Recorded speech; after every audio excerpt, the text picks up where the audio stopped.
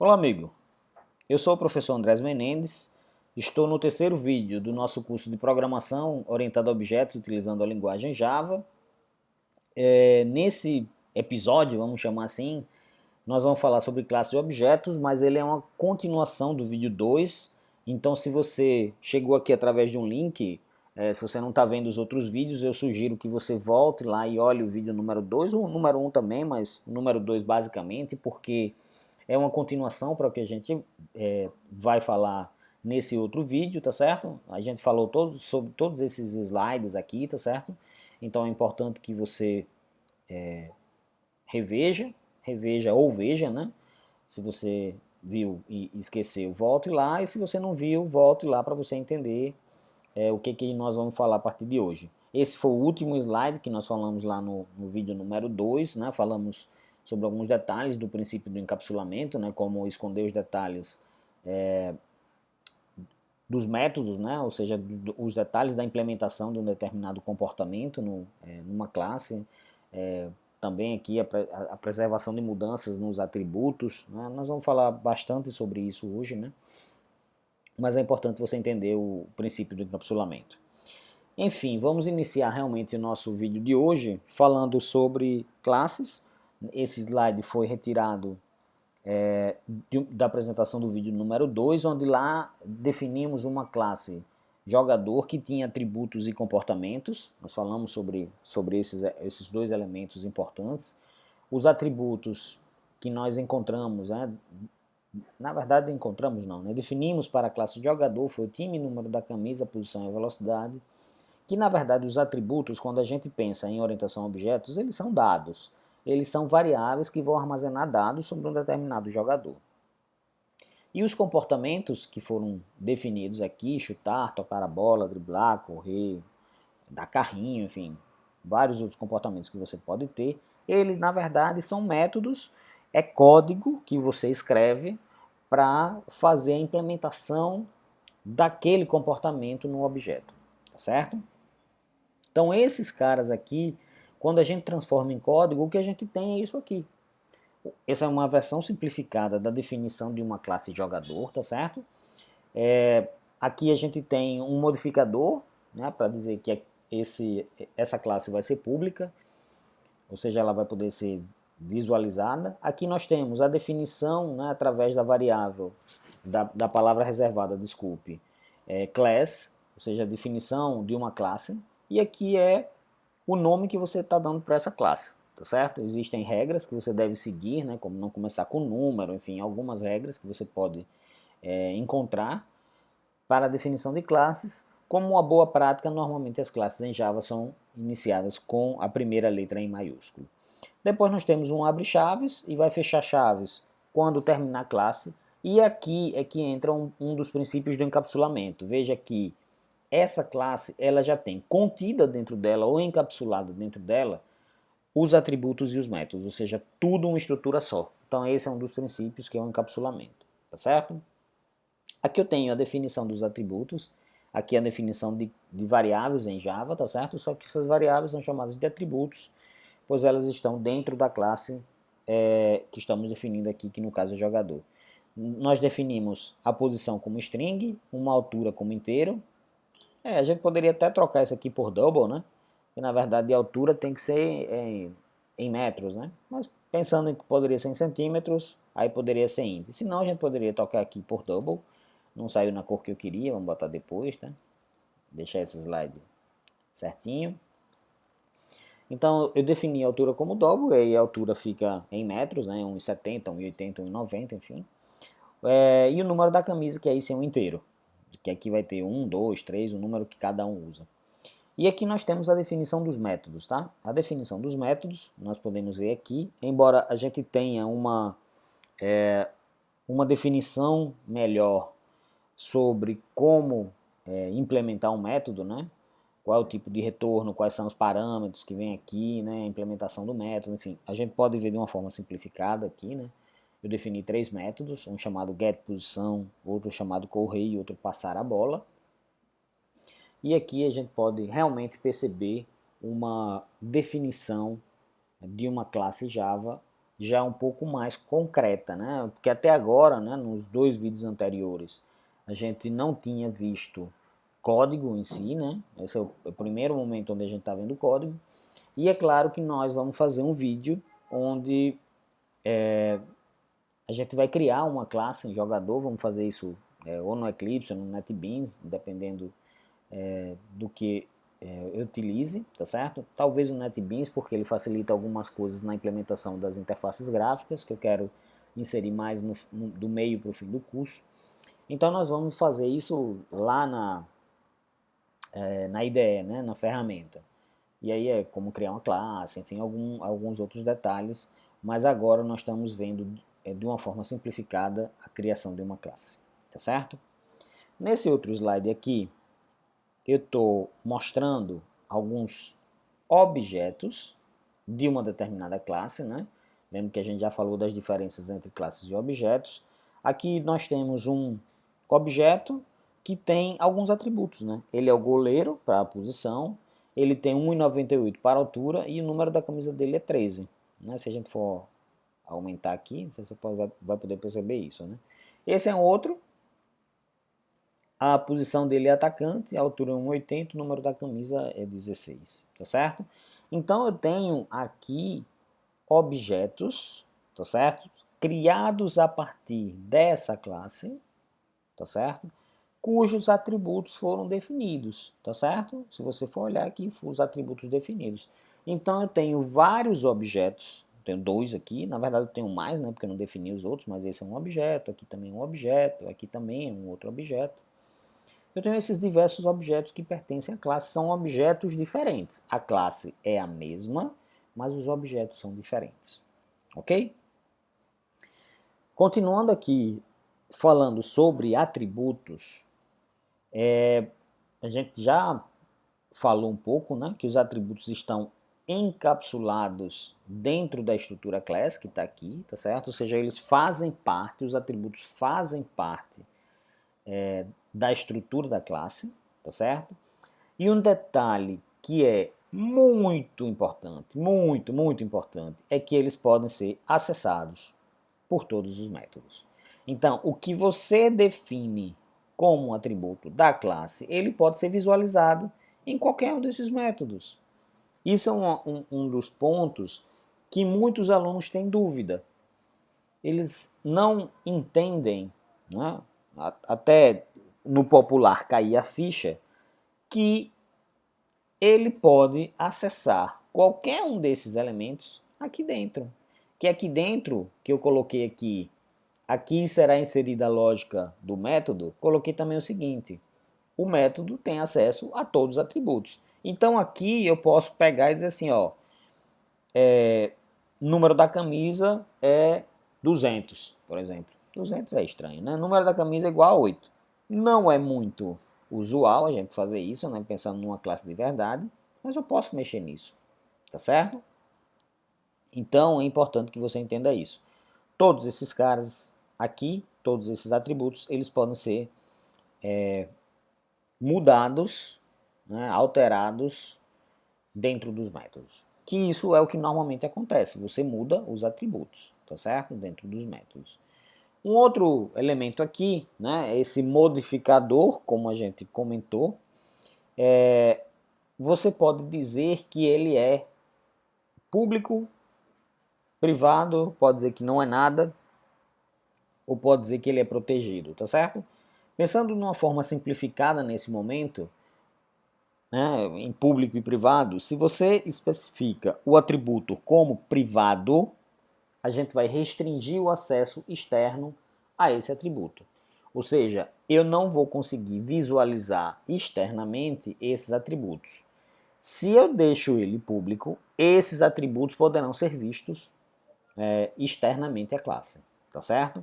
E a questão de você, desculpe, visualizar ele externamente ou não faz uma diferença gigantesca, porque você pode modificar, se você está visualizando, você vai poder modificar esse atributo para colocar o elemento que você quiser. Então, dependendo do atributo que você quer, é que você vai definir se ele vai ser público ou não. se ele vai ser privado ou não. Porque se for algum mecanismo de controle, um atributo que é um mecanismo de controle seu, você não vai querer que alguém externo modifique. Só você, internamente, a classe é que vai poder fazer essa modificação. Então esse é um elemento que eu diria que é muito importante quando você está definindo os atributos. Se eles vão ser públicos ou se eles vão ser privados. Beleza? Bom, outra coisa, na verdade aqui não é métodos, eu diria que isso aqui é um exercício. Esse é um joguinho, né, de milênios atrás, onde o objetivo do jogo é você girar essa nave aqui, andar ela para frente ou para trás, de forma a escapar desses asteroides, e você pode também atirar para destruí-los, tá? À medida que você destrói, eles ficam menores, enfim, e você tem que driblar, digamos, esses asteroides, tá certo? Esse é o objetivo. Se eu pedir para que você pense um pouco sobre ele, eu te pediria o seguinte: como você modelaria essa classe? Ou seja, quais são os atributos que você definiria? Quais são, volta aqui no slide, né? Quais são os atributos para a classe nave, tá certo? Para a classe nave, não para o jogo em si, mas para a classe nave. Quais seriam os elementos que você colocaria? Quais os atributos e quais os métodos que você definiria, tá certo? Nesse momento, se você quiser dar uma pausa no vídeo para você imaginar como você faria, seria interessante antes que eu mostre uma possível maneira de fazer essa classe, tá certo? Bem, vou passar, tá? Se você parou, né? Você pode confrontar com o que eu estou fazendo. Muito provavelmente vai dar diferente do meu, tá certo? Porque o meu pensamento foi por um sentido, o seu foi por outro, mas nada que queira dizer que você tenha pensado errado, tá certo? Se você também quiser mandar a sua solução, poste aí nos comentários que eu posso deixar aí um comentário sobre o seu comentário para poder dizer se está ok, não, o que eu gostei, o que eu não gostei, ok? Vamos olhar aqui então. Eu defini aqui a classe nave, onde eu disse que tinha dois atributos, x e y, que indicam em que posição do jogo eu estou, né? Voltando aqui, né? Eu estou nessa posição x e nessa posição y, pensando que aqui é o zero, ou pensando que aqui é o zero, tá certo? Depende de como você queira imaginar. E eu disse que tinha um ângulo. Existe um outro atributo, né? Uma outra variável chamada ângulo, tá certo? E tenho dois métodos. Um que eu fiz para girar a nave, que eu chamei de gira horário, e um outro método que eu disse que eu queria me mover para frente, onde eu botei simplesmente x recebe x mais 1, alterando o atributo x. Você pode até questionar isso aqui, e eu também questiono, tá certo? Dependendo do ângulo que eu estou, o x mais 1 eu estou dando ré, digamos, né? Embora seja para frente, né? X mais 1 eu posso estar dando ré porque eu girei meu ângulo e eu estou agora com a nave ao contrário, tá certo? Então, isso aqui pode ser questionado, mas na verdade é um exemplo apenas para a gente mostrar a questão dos métodos, tá certo? Então, no giro horário, eu fiz o seguinte: ângulo recebe ângulo mais 5, tá certo? Então, girei 5 graus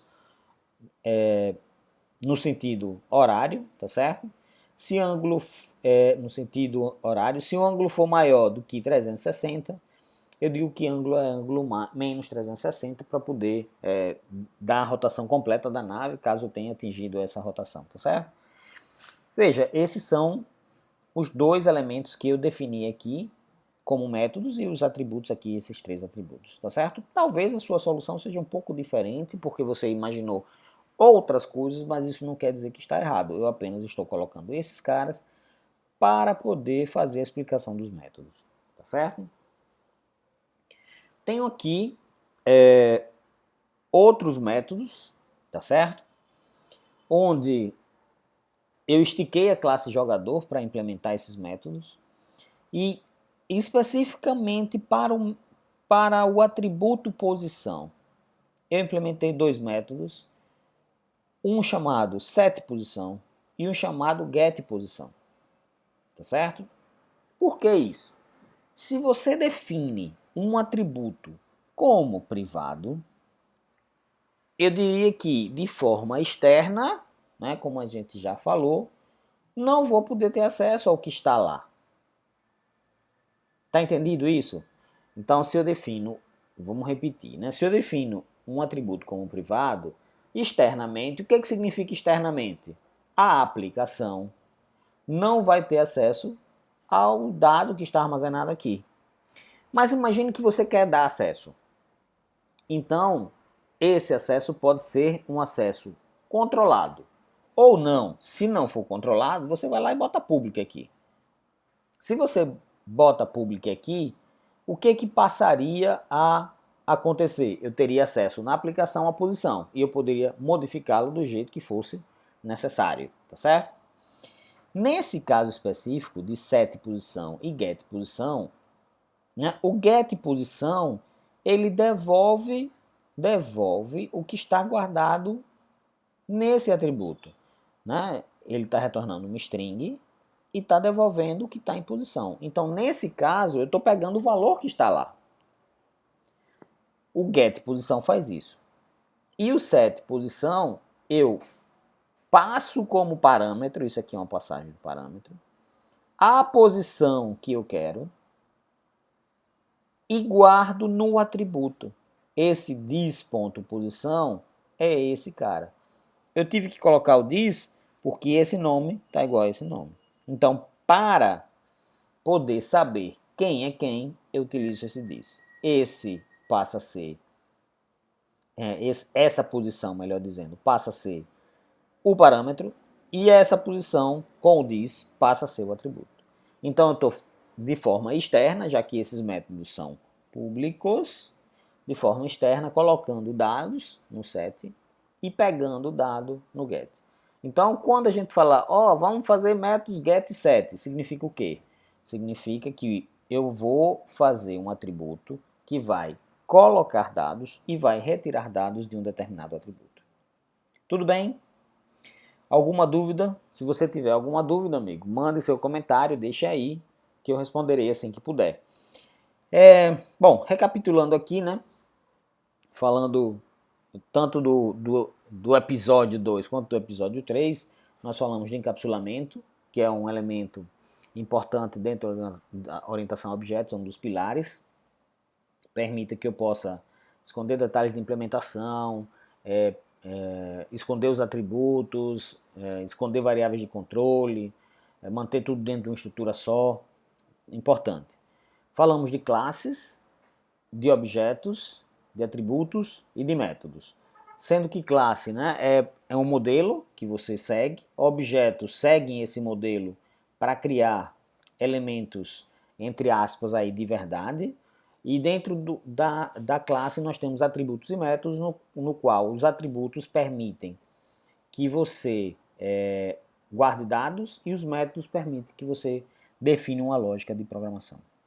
Tá certo? Bem, esse é o gancho para o vídeo número 4, tá certo? Onde aqui nós falamos que a orientação a objetos consiste em criar um conjunto de classes para que elas possam ser usadas por algum tipo de aplicação, uma aplicação qualquer, e nós falamos o que tínhamos que aprender. Que o passo número 1 era a construção de classes. Ainda vamos falar de um monte de pormenores, tá certo? Mas nós falamos da construção de classes, então já conseguimos entender como é que pode ser criada uma classe. Agora, o que nós vamos ver é o seguinte: como criar objetos a partir dessas classes e invocar os seus comportamentos, ou seja, seus métodos. É o que nós vamos fazer. Ver o item número 2. Porém, isso só vai ser visto no vídeo número 4. Espero vocês lá, tá certo? Bem, espero que vocês tenham gostado desse vídeo, tá certo? Se tiver alguma dúvida, mande aí nos comentários que eu vou responder. E não deixe de ver o vídeo número 4, onde nós vamos dar continuidade aqui ao nosso curso falando da criação de objetos, que é esse slide aqui. Tá certo? Até mais então.